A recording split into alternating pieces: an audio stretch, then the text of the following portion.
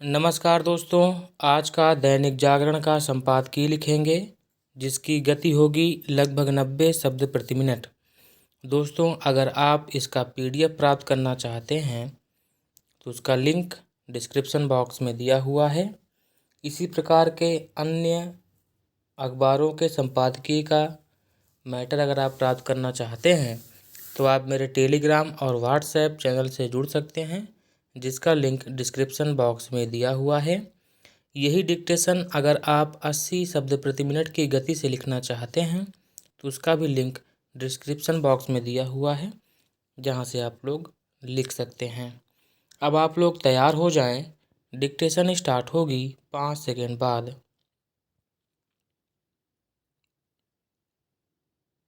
Start. Punjab Haryana सीमा पर 1 वर्ष से अधिक समय तक 2 प्रमुख रास्तों को रोककर धरना दे रहे किसानों को जबरन हटाकर पंजाब सरकार ने वही किया जो उसे बहुत पहले करना चाहिए था। किसानों के इस धरने के कारण न केवल आम लोगों को परेशानी का सामना करना पड़ रहा था, बल्कि व्यापारियों को अच्छा खासा नुकसान भी उठाना पड़ रहा था। चूंकि किसान नेता सुप्रीम कोर्ट के हस्तक्षेप के बाद भी अपना हठ छोड़ने के लिए तैयार नहीं थे, इसलिए पंजाब की आम आदमी पार्टी की सरकार के पास रास्ते खाली कराने के अलावा और कोई उपाय नहीं रह गया था। यह वही आम आदमी पार्टी है जिसने एक समय कृषि कानूनों के विरोध में जबरन दिल्ली घेर कर बैठे किसानों का हर तरह से समर्थन किया था। यह अच्छा है कि उसने मजबूरी में ही सही अपने राजधर्म को समझा। यह समय की मांग है कि किसान नेता यह भी समझें कि हठधर्मिता दिखाने से उनकी समस्याओं का समाधान होने वाला नहीं है।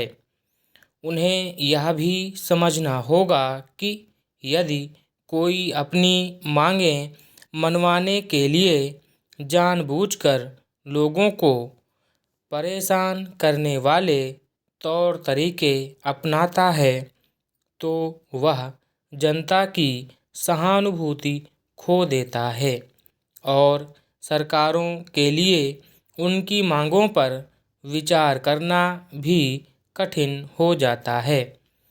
किसान संगठन अपनी अन्य अनेक मांगों समेत सभी फसलों की MSP पर खरीद की गारंटी वाला कानून चाहते हैं।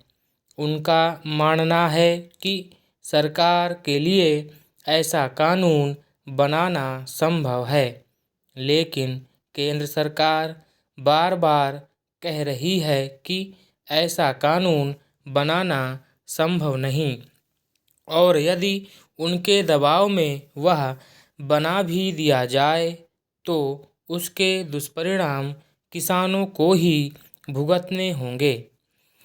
किसान नेताओं के पास ऐसे सवालों का कोई जवाब नहीं कि यदि व्यापारी MSP पर खरीद से पीछे हट जाते हैं तो क्या होगा।